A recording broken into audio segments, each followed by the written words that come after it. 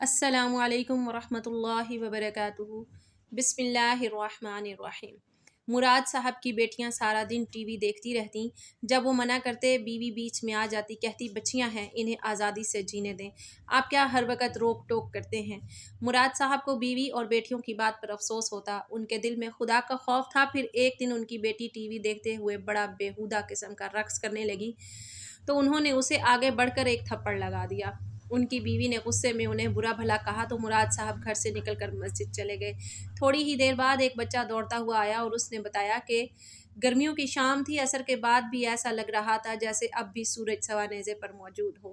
گرمی تھی کہ کم ہونے کا نام ہی نہیں لے رہی تھی۔ ایسے میں بوڑھے مراد صاحب کے لیے نوکری کرنا بہت مشکل تھا۔ 55 سال کی عمر میں وہ بہت سی بیماریوں میں مبتلا ہو چکے تھے، لیکن گھر گرہستی چلانے کے لیے انہیں نوکری کرنی تھی۔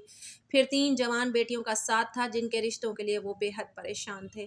نہ جانے کیا بات تھی کہ ان کی بیٹیوں کے لیے کوئی اچھا رشتہ آتا ہی نہیں تھا، اور جو رشتے آتے وہ اس قابل نہ ہوتے کہ وہ اپنی بیٹیوں کو رخصت کر دیتے۔ 1-2 اچھے رشتے بھی آئے تھے، لیکن اسے ان کی بیٹیوں نے ٹھکرا دیا۔ ان کی بیٹیاں نہ صرف جوان تھیں بلکہ بہت ہی منہ پھٹ اور منہ زور تھیں۔ وہ اپنے باپ کے منہ پر بھی صاف جواب دینے سے باز نہیں آتی تھیں۔ اب بھی مراد صاحب دفتر سے لوٹتے وقت بہت ہی زیادہ پریشان تھے۔ ان کے ہاتھ میں شادی کا کارڈ تھا۔ ان کے دفتر کے ایک دوست نے انہیں اپنی بیٹی کی شادی پر دعوت دے کر بلایا تھا، اور ان کے دماغ میں یہی سوچ چل رہی تھی کہ ان کی زندگی میں یہ دن کب آئے گا۔ کوئی بیٹا تو تھا نہیں، 3 بیٹیوں کی ذمہ داری تھی، اور ایسے میں اب تک وہ ایک بیٹی کو بھی رخصت نہیں کر پائے تھے۔ وہ جتنا بھی کماتے ان کی بیوی سب کا سب خرچوں میں اڑا دیتی۔ نہ ہی اچھے رشتے آ رہے تھے، نہ ہی بیٹیوں کو رخصت کرنے کے لیے ان کی بیوی نے کچھ جمع پونجی کی تھی۔ ان کی آنکھیں آنسو سے دھندلاتی رہتی تھیں، اور وہ مستقبل کو لے کر بہت ہی فکر مند تھے۔ اکثر تو انہیں یہ پریشانی ستاتی کہ اگر وہ اس دنیا سے چلے گئے تو ان کی بیٹیوں کا کیا ہوگا۔ وہ جانتے تھے کہ ان کی بیٹیاں کسی قابل نہیں ہیں، نہ ہی انہوں نے پڑھائی کی تھی، نہ ہی کوئی ہنر سیکھا تھا، بس سارا وقت اماں کے ساتھ یا تو بازار کے چکر کاٹتی یا پھر ٹی وی کے آگے بیٹھی رہتی۔ مراد صاحب نے سوچا تھا کہ وہ اپنی بڑی بہن سے بات کریں گے اور اپنی بڑی بیٹی کا رشتہ ان کے بیٹے کے ساتھ طے کر دیں گے۔ کم سے کم وہ بڑی بیٹی کے فرض سے سبکدوش ہوتے۔ انہی سب سوچوں کے درمیان وہ اپنے گھر پہنچے تو ٹی وی کی تیز آواز نے ان کا استقبال کیا تھا۔ مراد صاحب کو ٹی وی سے سخت نفرت تھی، لیکن بیٹیوں کے آگے وہ خاموش ہو جاتے تھے۔ اب بھی مراد صاحب نے زور سے سلام کیا، لیکن ان کی بیٹیاں ٹی وی میں اس قدر محو تھی کہ انہیں باپ کی سلام کی آواز بھی سنائی نہیں دی۔ گھر کا حال بہت ہی برا تھا، ہر چیز بے ترتیب پڑی تھی، اور بیٹیاں بس ٹی وی پر نظر جمائے بیٹھی تھیں۔ مراد صاحب نے ایک نظر پورے گھر پر ڈالی اور انہیں یہ دیکھ کر بہت افسوس ہوا کہ 3 جوان بیٹیوں کے ہوتے ہوئے بھی گھر کسی کباڑ خانے کا منظر پیش کر رہا تھا۔ وہ تھک ہار کر کرسی پر بیٹھ گئے۔ کسی نے ان سے پانی تک نہیں پوچھا تھا۔ ان کا سارا وجود پسینے سے شرابور ہو گیا تھا۔ چند پیسے بچانے کی خاطر وہ بہت دور سے پیدل چلتے ہوئے گھر آیا کرتے تھے۔ کچھ دیر سانس لینے کے بعد وہ پانی پی کر کمرے میں گئے تو وہاں ان کی بیوی اپنے موبائل فون میں مصروف تھی۔ مراد صاحب نے بیوی کو سلام کیا تو بغیر ان کا چہرہ دیکھے ہی بیوی نے سلام کا جواب دیا تھا۔ وہ فون ہی میں مصروف رہی تھی۔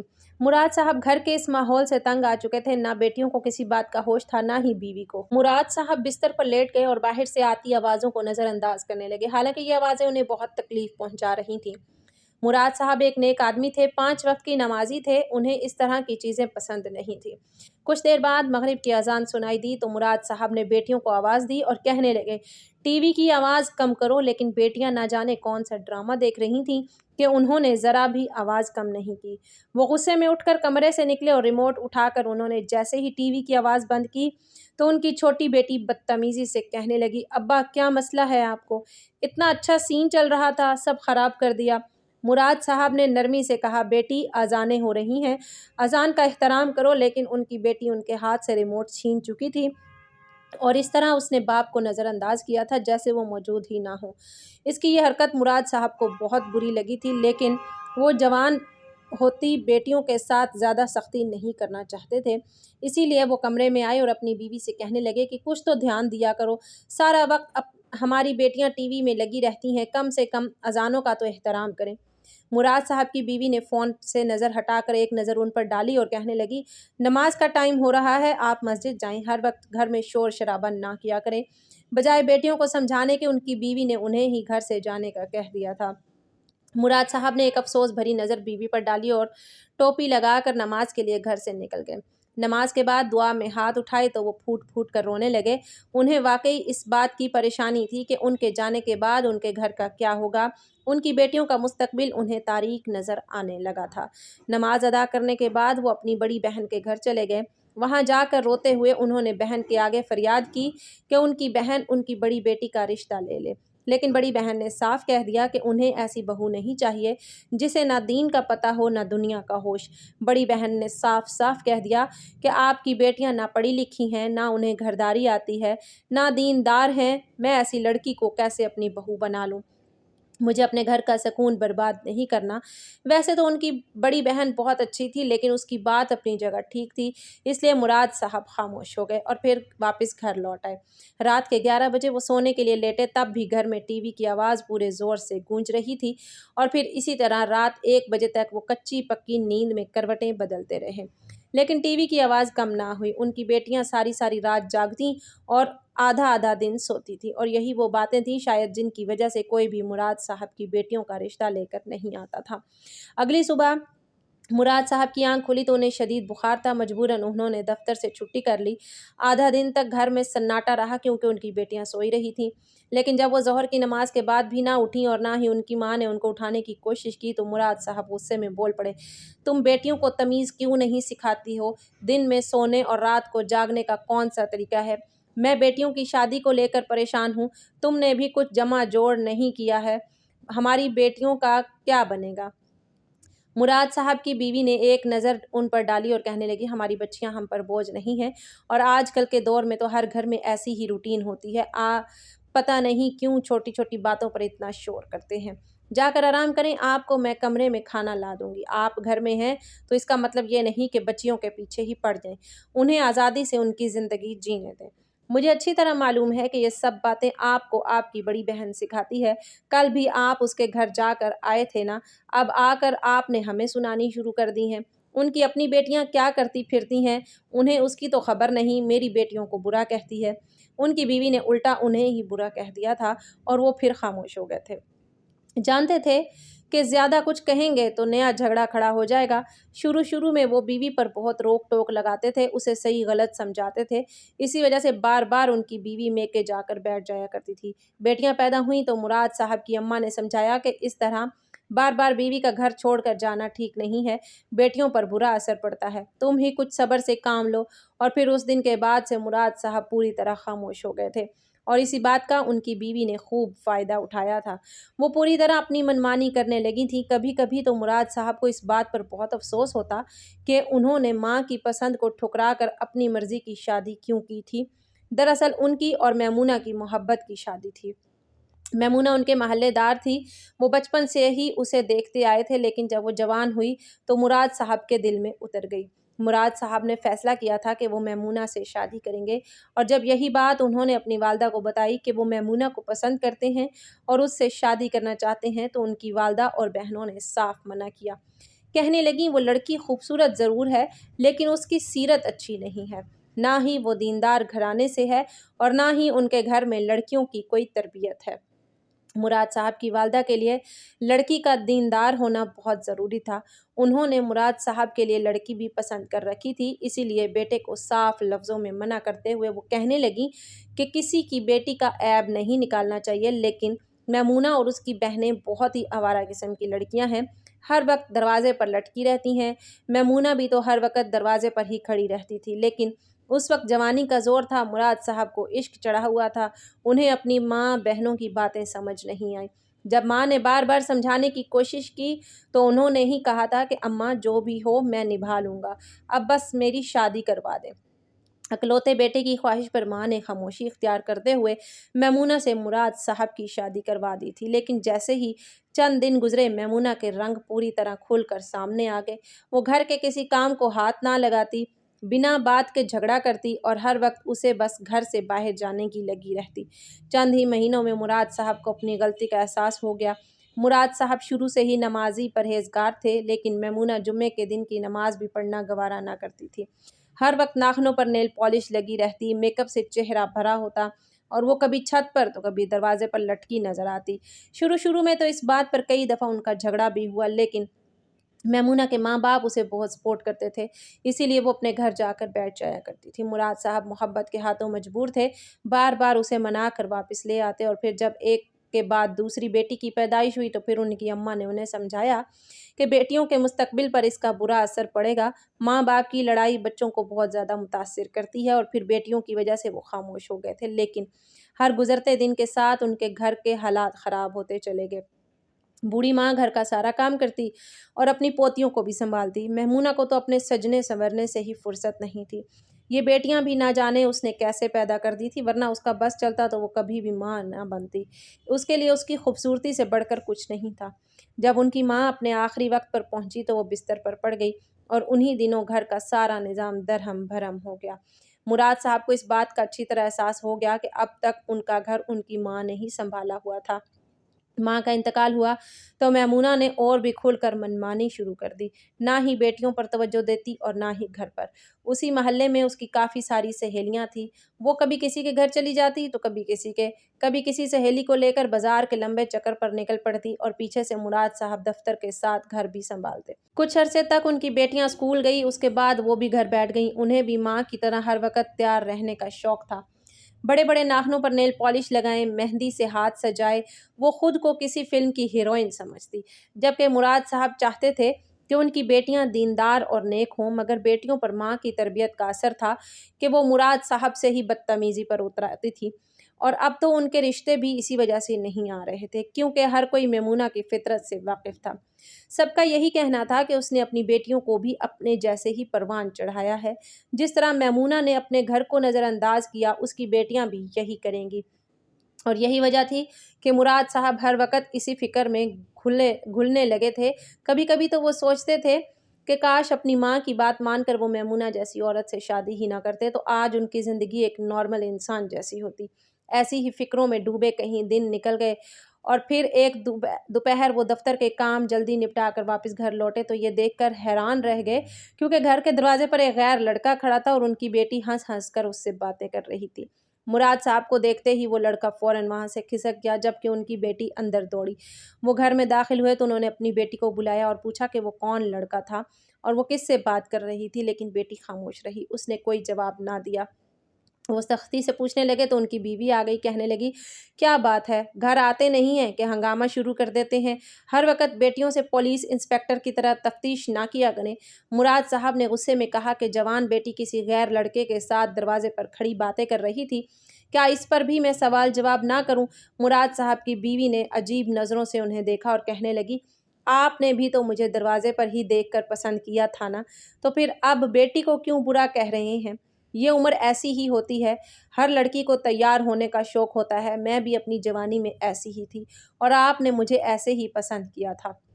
بیٹی کے سامنے ایسی باتیں سن کر مراد صاحب شرمندہ ہو گئے اور کہنے لگے، میں نے کبھی تم سے دروازے میں کھڑے ہو کر بات نہیں کی، تمہیں پسند ضرور کیا تھا، لیکن فوراً ہی اپنی والدہ کو بھیج کر تم سے رشتہ طے کیا تھا اور تمہیں عزت سے رخصت کروا کر لایا تھا۔ میں نے ایسی کوئی حرکت نہیں کی تھی کہ جس کی وجہ سے تمہاری یا تمہارے باپ کی بدنامی ہوتی۔ محلے میں 10 لوگ دیکھیں گے تو کیا کہیں گے؟ اور پھر سب سے پہلے تو میں یہ جاننا چاہتا ہوں کہ وہ لڑکا کون تھا جو بھری دوپہر میں ایسے ہمارے دروازے پر کھڑا تھا۔ مراد صاحب کی بیٹی کہنے لگی، ابا وہ میری دوست کا بھائی تھا، کسی کام سے آیا تھا، آپ نے تو بلا وجہ ہی ہنگامہ کھڑا کر دیا ہے، اور پھر اماں کی شے پر وہ ٹی وی کھول کر بیٹھ گئی۔ مراد صاحب نے غصے سے بیوی کو دیکھا اور کہنے لگے، تم ہی کچھ ہوش کر لو، میں پہلے ہی ان کے رشتوں کی طرف سے پریشان ہوں، یہ ایسی حرکتیں کریں گی تو کیا خاک ان کے رشتے آئیں گے؟ بیوی نے ایک نظر مراد صاحب پر ڈالی اور کہنے لگے، آپ ان کے رشتوں کی فکر نہ کریں، یہ اپنے لیے خود ہی لڑکے پسند کر لیں گی تو ہم انہیں رخصت کر دیں گے، ویسے بھی اماں باپ کی مرضی سے شادی کرنے کا دور نہیں رہا۔ ان کی بیوی خوب تیار تھی، کہنے لگی، میں ذرا پچھلی گلی میں اپنی سہیلی کے گھر جا رہی ہوں، آپ بھی جا کر آرام کریں، اب بیٹیوں کو کچھ کہنے کی ضرورت نہیں ہے، جوان بچیوں کے پیچھے نہ لگا کریں۔ یہ کہہ کر وہ گھر سے نکل گئیں تو مراد صاحب سوچنے لگے کہ کاش میں نے اپنے ماں باپ کی مرضی سے شادی کی ہوتی تو آج مجھے یہ دن نہ دیکھنا پڑتا۔ انہیں اب اس بات کا بہت زیادہ پچھتاوا تھا کہ اس وقت انہوں نے اپنی ماں کی بات کیوں نہیں مانی تھی۔ وہ جان گئے تھے کہ ان کی ماں ایک دور اندیش عورت تھی جس میں اس وقت انہیں سمجھ دینے کی کوشش کی تھی، لیکن اس وقت تو مراد صاحب کے دماغ پر محبت کا بھوت سوار تھا، اور یہی وجہ تھی کہ انہیں اپنی ماں کی کوئی بات بھی سمجھ میں نہیں آئی تھی، اور آج جب وہ پچھتا رہے تھے تو ان کے پاس واپسی کا کوئی راستہ نہیں تھا۔ وہ اپنے کمرے میں تنہا ہی رہ گئے تھے۔ باہر تینوں بیٹیاں زور و شور سے گانے چلا کر بیٹھی تھیں۔ مراد صاحب نے کچھ بھی نہ کہا، لیکن عصر کی اذانیں ہوئیں اور گانوں کی آواز کم نہ ہوئی تو وہ کمرے سے نکلے، اور یہ دیکھ کر ان کے قدموں تلے سے زمین نکل گئی کہ ان کی بڑی بیٹی تیز آواز میں گانے چلائے کسی بیہودہ قسم کے گانے پر بیہودہ رقص کر رہی تھی۔ کبھی وہ کمر مٹکاتی تو کبھی سینہ۔ دوپٹے سے بے نیاز تنگ لباس میں جوان بیٹی کو ایسا رقص کرتے دیکھ کر وہ شرم سے زمین پہ گڑ گئے۔ آگے بڑھ کر انہوں نے ٹی وی بند کیا اور غصے سے کہنے لگے، یہ میرا گھر ہے، کوئی طوائف خانہ نہیں، تم تینوں کو شرم نہیں آتی؟ یہ سننا تھا کہ بیٹی بدتمیزی سے بولی کہ ابا آپ ایسا کریں، مسجد میں ہی بستر لگا لیں، گھر ہی نہ آیا کریں، آپ کو ہر وقت بس لیکچر دینا آتا ہے۔ بیٹی کی بات سن کر مراد صاحب نے اسے سمجھانے کی کوشش کی کہ شریف گھرانوں کی لڑکیاں ایسی حرکتیں نہیں کرتی، اللہ تعالیٰ ناراض ہوتا ہے، لیکن مراد صاحب کی بیٹی نے ان کی ایک نہ سنی، کہنے لگی اللہ مجھ سے ناراض ہوگا نا، آپ کو کیا ہے، آپ جائیں، جا کر مسجد میں بیٹھ جائیں۔ اس نے دوبارہ ٹی وی لگا لیا اور ان کے سامنے ہی رقص کرنے لگی۔ اسے یہ جاری اس کی ماں سے ملی تھی۔ میمونہ بھی ایسی ہی تھی، غلطی کر کے وہ کبھی شرمندہ نہیں ہوتی تھی بلکہ بڑی ڈھٹائی سے اپنی غلطی پر سینہ چوڑا کر کے گھومتی تھی۔ ان کی بڑی بیٹی نیلم نے بھی یہی کیا تھا۔ آنکھوں میں آنسو لیے انہوں نے گھر چھوڑا تھا اور مسجد میں آ کر بیٹھ گئے تھے۔ نماز پڑھنے کے بعد بھی ان کا گھر واپس جانے کا دل نہیں تھا۔ وہ بس مسجد کے ایک پلر سے ٹیک لگائے خدا کے حضور دعا مانگنے لگے کہ کسی طرح ان کی بچیوں کو ہدایت مل جائے۔ اتنے میں محلے کا ایک بچہ دوڑتا ہوا آیا اور کہنے لگا، مراد صاحب جلدی سے گھر جائیں، آنٹی نے آپ کو بلوایا ہے۔ یہ سن کر مراد صاحب حیران ہوئے۔ کچھ دیر پہلے تک سب کچھ ٹھیک تھا، پھر اچانک کیا ہوا؟ وہ جلدی سے مسجد سے نکل کر گھر پہنچے۔ ان کے دروازے پر 7-8 عورتیں کھڑی تھیں اور وہ سب بہت ہی حیران پریشان نظر آ رہی تھیں۔ مراد صاحب نے جگہ بنائی اور گھر کے اندر گئے تو اپنی بیوی اور بیٹیوں کو دیکھا۔ ان کی بڑی بیٹی بری طرح چیخیں مار رہی تھی جبکہ چھوٹی بیٹیاں پریشانی سے اس کے پاس بیٹھی تھیں۔ بیوی کے چہرے کے رنگ بھی اڑے ہوئے تھے اور بڑی بیٹی بس چیخ چیخ کر ایک ہی بات کہہ رہی تھی، اماں سب کچھ اندھیرا ہے، سب کچھ اندھیرا ہے۔ مراد صاحب نے پوچھا کیا ہوا ہے؟ تو ان کی بیوی کہنے لگی، میں سہیلی کے گھر سے لوٹی تو مجھے بھی اس کے چیخنے کی آواز سنائی دی۔ بیٹیوں سے پوچھنے پر پتہ چلا کہ اسے کچھ بھی نظر نہیں آ رہا، سب کچھ اندھیرا دکھ رہا ہے۔ مراد صاحب نے پوچھا کہ آخر ہوا کیا تھا؟ چھوٹی بیٹیوں نے بتایا کہ رقص کرتے کرتے نیلم گر گئی تھی اور پھر اچانک سے ہی اسے نظر آنا بند ہو گیا۔ یہ سن کر مراد صاحب بھی گھبرا گئے، جلدی سے گلی کے کونے والے ڈاکٹر کو بلا کر لائے۔ اس نے چیک اپ کیا اور کہنے لگا کہ ان کی بینائی کے ساتھ کچھ مسئلہ ہو گیا ہے، انہیں کسی بڑے آئی اسپیشلسٹ کو دکھائیں۔